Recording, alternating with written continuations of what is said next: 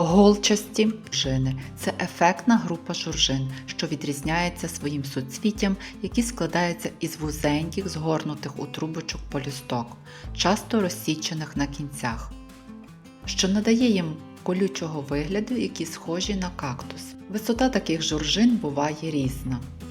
У будь-якому місці в саду голчасті журжини незмінно привертають свою увагу. Вони прекрасні на бордюрах, клумбах, чудово підходять, щоб заповнити прогалини у рослинних композиціях, додають посадкам кольору та яскравості. Голчасті журжини мають чи не найбагатшу палітру серед усіх квітів. Такі журжини часто називають кактусовими, бо їхні пелюстки нагадують колючки деяких кактусів, але насправді на дотик вони досить м'які. Посадка таких журжин така сама, як і у інших видів журжин. Для висадки потрібно чекати стабільного тепла, це приблизно середина травня, щоб земля була прогріта.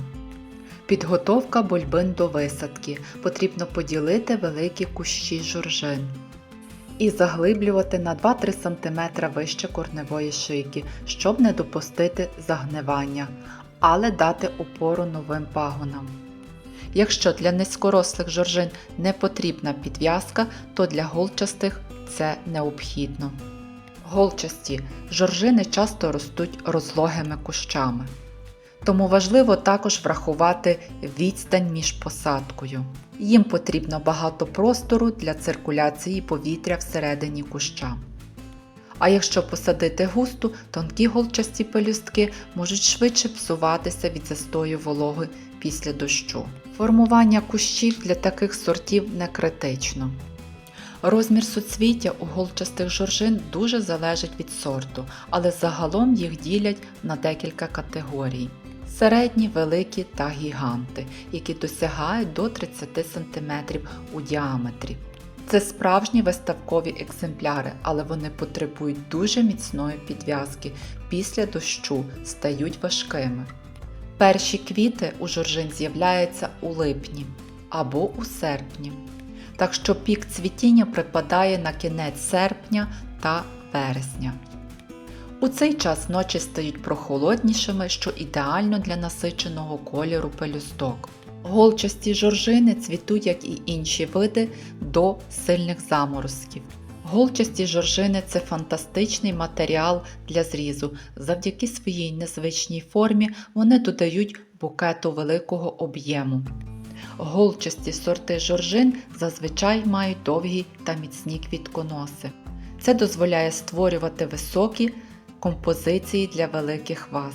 Головне правило для вірного зрізу – зрізайте квіти лише тоді, коли вони розкрились на 80%. Якщо зрізати закритий бутон, він скоріш за все просто зів'яне, так і не показавши своєї краси. Зріз потрібно проводити тільки врано вранці або пізно ввечері. Вдень на сонці квітка втрачає багато вологи, і такий зріз довго не простоїть. Журжини мають порожнисте стебло, тому вони потребують особливої уваги. Тому флористи часто використовують метод загартовування. Журжини після зрізу п'ють багато води, тому води у вазі має бути мінімум на половину довжини стебла.